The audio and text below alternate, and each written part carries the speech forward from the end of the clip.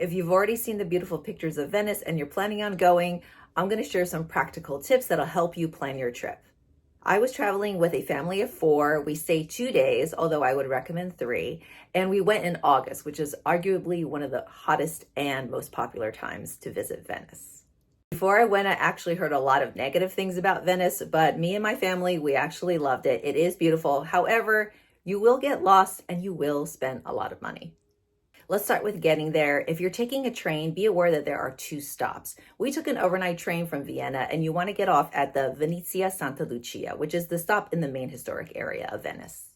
Next, let's talk about hotels because price ranges for a family of 4 can be huge. This is not a paid promotion. We stayed at the Ca della Corte in a quadruple room that included breakfast. It was really nicely located. It's about 5 minutes from the central bus station and also very quick to the Vaporetto. Our hostess was super friendly and warm. The place feels like an inn inside of a courtyard, and the breakfast was a large tray with fresh yogurt, pastries, juice, coffee. It was really great. My kids loved it. If you're new to travel in Europe, you should expect that the hotel sizes are generally smaller, which brings me to my next topic, packing. I highly recommend that you pack light. In the historic city of Venice, there's 435 bridges. And while you're not going to be crossing all of them, you will have to drag your luggage around. You will probably get lost. And this is going to be much more miserable if you have a giant suitcase to lug around. You should also make sure you pack comfortable shoes. There are no cars or roads, which I think should be obvious. And you're going to have to walk or take boats to get everywhere. For getting around, we primarily use the Vaporetto, which is like a water bus. A 1-hour ticket is €750. For us, for 2 days, it was a better deal to get the 2-day pass, which costs €30, and you get unlimited rides. We took Vaporetto number 1, which is a slow boat along the Grand Canal, and you can take your time to enjoy the views on your way to Piazza San Marco. If you want to take a gondola, it's a set rate, so don't haggle and don't get ripped off. It's €80 for 30 minutes during the day and €100 for 30 minutes at night.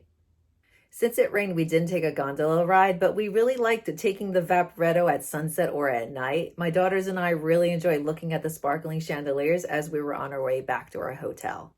Next, let's go over food and sights to see in Venice and Murano. So there have been some recent articles about tourists getting ripped off in Venice. So for anyone who's a beginner traveler, you should know never to eat near a tourist area. The food is going to be average and overcharged. You have to be aware of any place that has a menu with no prices or they charge something by weight. You don't want any surprises when you get the bill. Also, if you're going to sit in the San Marco Square, be aware that if you sit at a cafe, they will charge you a seating charge. Things were pretty expensive for a family of 4, so we generally ate more casual. This place was really great for snack sandwiches and beer. This restaurant had a very good antipasta Venetia dish, which was very filling and very good. Another money-saving tip is to bring a refillable bottle because you can just get free water from the street fountains. It tastes good and it's safe to drink. I think it's worth mentioning again that you will probably get lost. Google Maps doesn't work that well, and actually we relied on a paper map to get around. Some of these streets are super narrow. Give yourself extra time to get from place to place and look for landmarks to guide you in the right direction. Now on to sightseeing. St. Mark's Basilica now sells skip the line tickets. You may also be required to check a backpack. There used to be an old trick where you could check your backpack to cut the line, and if it's still there, it's the door to the left of the main facade. Don't forget about the dress code. Knees and shoulders have to be covered and also no low-cut shirts. It's also worth it to go to the second floor to see the inside of the basilica with the hanging lamps and also go out to the balcony for these wonderful views of the San Marco Square. Definitely tour the Doge's Palace. It's really opulent, and realize that between 1100 and 1500, Venice was Europe's wealthiest city, and the Doge ruled over it all. For the Rialto Bridge, I thought it was really disappointing. It's just crowded and full of vendors selling cheap trinket souvenirs. Instead, you can get away from the crowds, take a boat to Murano Island, and you can see the glass museum where they make and show you the techniques of Murano glass. Check out my other video on what you need to know about the new Venice access fee. Travelers staying at hotels in Venice won't have to pay this fee, but you will still need to go to the website to get an exemption voucher.